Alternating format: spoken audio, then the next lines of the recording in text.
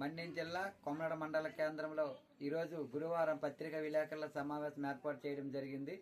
దీనికి సంబంధించి బుధవారం రాత్రి 8-9 గంటల ప్రాంతంలో కొమరాడ పంచాయతీ కొమరాడ కొత్త వలస గ్రామంలో ఏనుగులు రాత్రి వేళ సంతరిస్తున్న సందర్భంలో గొర్రెల మంద పైన దాడి చేసే పరిస్థితిలో అక్కడున్న యాదవులు పారిపోవడంతో గొర్రెలు కూడా పారిపోవడంతో యాదవుల యొక్క వంట సామాగ్రి, బియ్యము, వాళ్ళు దాచుకున్న సామాగ్రితో పాటు వాళ్ళన్నీ కూడా పూర్తిగా ధ్వంసం చేసే పరిస్థితి ఉంది.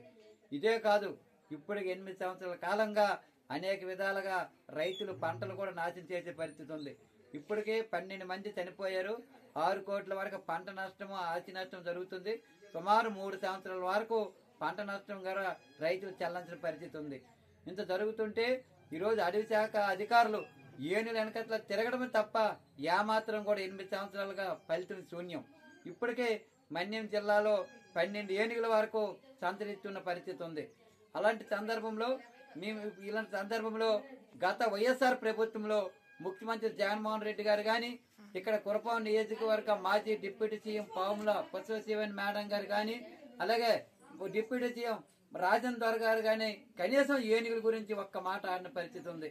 ఇలాంటి సందర్భంలో ప్రతిపక్షం ఉండేటప్పుడు ఇప్పుడు ముఖ్యమంత్రి నారా చంద్రబాబు నాయుడు గారు కానీ, పవన్ కళ్యాణ్ గాని మేము అధికారంలోకి వచ్చిన తర్వాత ఏనుగులు అడవికి లేదా జూకి తరలించి ఈ ఏరియా రైతులకు అందరికి భరోసా కల్పిస్తామని చెప్పిన ప్రాప్తికి ఉప ముఖ్యమంత్రి పవన్ కళ్యాణ్ గారు కర్ణాటక వెళ్లి కుంకి ఏనుగులు తెప్పించి ఈ ఏనుగులు అడవికి లేదా జూకి తరలించి అన్ని విధాలుగా రైతులకు భరోసా కల్పిస్తామని చెప్పి నేటికి నెలలు గడుస్తున్న ఒక్కడు కూడా ముందుకేయని పరిస్థితి ఉంది.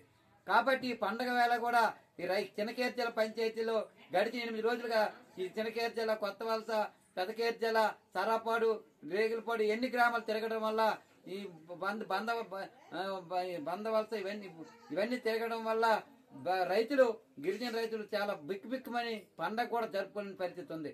కాబట్టి ఇప్పటికైనా ముఖ్యమంత్రి నారా చంద్రబాబు నాయుడు గారు చొరవ తీసుకోవాలి. అలాగే పవన్ కళ్యాణ్ గారు కూడా చెప్పిన ప్రాప్తికి ఈ కుంకి ఏనుగులను వేగంగా తెప్పించి ఇక్కడ ఏనుగులను అడవికి లేదా జూకి తరలించి అన్ని విధాలుగా రైతులకు ఆదుకోవాలని చెప్పి మేము డిమాండ్ చేస్తున్నాం.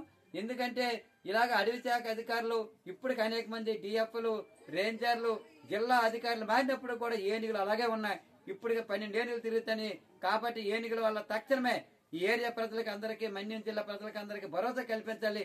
లేని యెడల సిపిఎం పార్టీ ఆధ్వర్యంలో ఈ రైతులందరితో కలిసి రాబోయే రోజుల్లో పెద్ద ఎత్తున జిల్లా కలెక్టర్ కార్యాలయం వద్ద ఆందోళన చేస్తామని చెప్పి ఈ రోజు రాష్ట్ర ప్రభుత్వానికి సిపిఎం పార్టీ ఆధ్వర్యంలో విన్నవించుకుంటున్నాం.